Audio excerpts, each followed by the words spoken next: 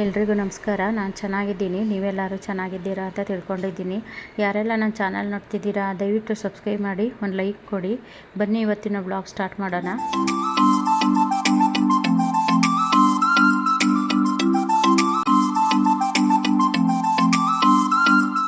ಈ ಸೇವಂತಿಗೆ ಗಿಡನ ನಮ್ಮ ಗಾರ್ಡನ್ನಲ್ಲಿ ಬೆಳೆಸಬೇಕು ಅಂತ ತುಂಬ ಜನಕ್ಕೆ ಆಸೆ ಇರುತ್ತೆ. ಯಾರಿಗೆ ತಾನೇ ಆಸೆ ಇರೋದಿಲ್ಲ ಹೇಳಿ, ಬಣ್ಣದ ಸೇವಂತಿಗೆ ಗಿಡನ ನಮ್ಮ ಗಾರ್ಡನಲ್ಲೂ ಬೆಳೆಸಬೇಕು ಅಂತ ಆಸೆ ಇರುತ್ತೆ.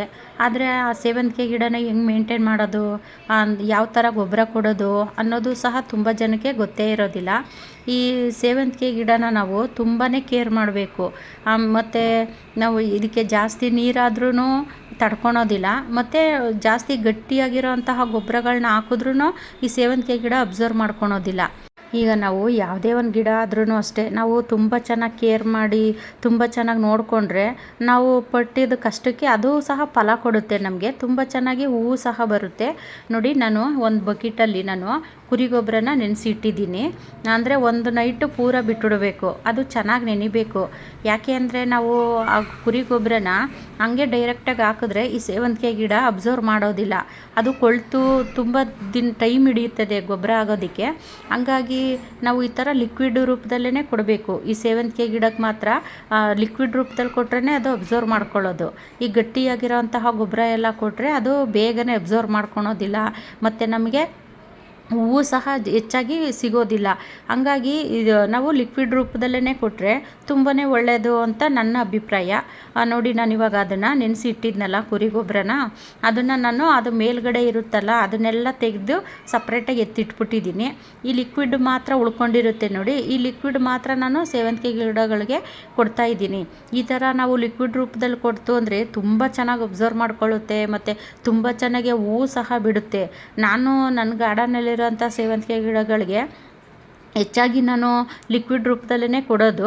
ಡೈರೆಕ್ಟಾಗಿ ನಾನು ಗೊಬ್ಬರ ಅಂತ ಯಾವುದೂ ಹಾಕೋದಿಲ್ಲ.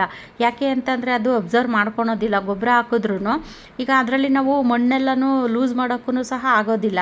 ಯಾಕೆ ಅಂತೀರಾ, ಅದರಲ್ಲಿ ಸಸಿಗಳೆಲ್ಲ ಬಂದಿರುತ್ತೆ. ನಾವು ಮಣ್ಣು ಲೂಸ್ ಮಾಡೋದಕ್ಕೆ ಏನಾದರೂ ಮಾಡ್ತು ಅಂದರೆ ಅದು ಬೇರೆಲ್ಲ ಹಾಳಾಗುತ್ತೆ. ಹಂಗಾಗಿ ನಾವು ಈ ಥರ ಲಿಕ್ವಿಡ್ ರೂಪದಲ್ಲೇ ಕೊಟ್ಟರೆ ಅದು ಸೇವಂತಿಗೆ ಗಿಡಕ್ಕೆ ಒಳ್ಳೆಯದು.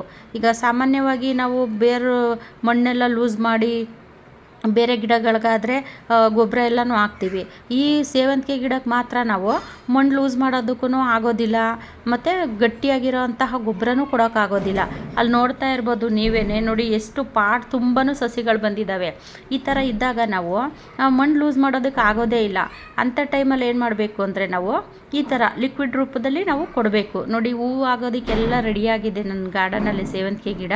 ಅಂದರೆ ನಾನು ಅಲ್ಲಿ ಪಕ್ಕದಲ್ಲಿ ಇತ್ತಲ್ಲ ದಾಸವಾಳ ಗಿಡ ಅಂತ, ಅದಕ್ಕೊಂದು ಸ್ವಲ್ಪ ಹಾಕಿದೆ ಅಷ್ಟೇ. ನೋಡಿ, ನೋಡ್ತಾ ಇರ್ಬೋದು ನೀವು, ಪಾಟಲ್ಲಿ ಎಷ್ಟೊಂದು ಸಸಿಗಳೆಲ್ಲ ಬಂದಿದೆ.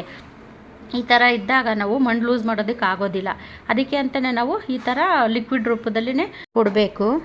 ತುಂಬ ಜನ ಏನು ಮಾಡ್ತಾರೆ ಅಂದರೆ ಸೇವಂತಿಗೆ ಗಿಡಕ್ಕೆ ಕೆಮಿಕಲ್ ಫರ್ಟಿಲೈಸರು ಮತ್ತು ಕೆಮಿಕಲ್ ಗೊಬ್ಬರ ಇಂಥದನ್ನೆಲ್ಲ ಕೊಡ್ತಾರೆ. ಅದನ್ನು ನೀವು ಕೆಮಿಕಲ್ ಉಪಯೋಗಿಸೋ ಬದಲು ಈ ಥರ ಕುರಿ ಗೊಬ್ಬರ ಮತ್ತು ಸಗಣಿ ಸಿಗುತ್ತೆ, ಸಗಣಿ ಇದನ್ನು ಕಲಿಸ್ಬಿಟ್ಟು ಸಗಣಿನ ಈ ಥರ ಲಿಕ್ವಿಡ್ ರೂಪದಲ್ಲಿ ಕೊಟ್ಟರು ತುಂಬಾ ಒಳ್ಳೆಯದು. ಮತ್ತು ಇದು ಗಟ್ಟಿಯಾಗಿರೋ ಅಂತಹ ಗೊಬ್ಬರ ಎಲ್ಲ ಸೇವಂತಿಗೆ ಗಿಡಕ್ಕೆ ಹಾಕ್ಬಾರ್ದು. ನಾವು ಕುರಿ ಗೊಬ್ಬರ ಮತ್ತು ಸಗಣಿ ಈ ಥರ ಎಲ್ಲನೂ ನಾವು, ಸಗಣಿ ನಿಮ್ಗೆ ಹಸಿದು ಸಿಕ್ಕಿಲ್ಲ ಅಂದ್ರೂ ಒಣಗಿರೋದಿದ್ರೂ ಅದನ್ನು ನೆನೆಸ್ಬಿಟ್ಟು ಸಹ ಕೊಡ್ಬೋದು. ಈ ವಿಡಿಯೋ ಇಷ್ಟ ಆದರೆ ಒಂದು ಲೈಕ್ ಮಾಡಿ, ಹಾಗೆ ಸಬ್ಸ್ಕ್ರೈಬ್ ಮಾಡ್ಕೊಳ್ಳಿ. ಮುಂದಿನ ವಿಡಿಯೋದಲ್ಲಿ ಸಿಗ್ತೀನಿ. ಎಲ್ರಿಗೂ ಟೇಕ್ ಕೇರ್, ಬಾಯ್.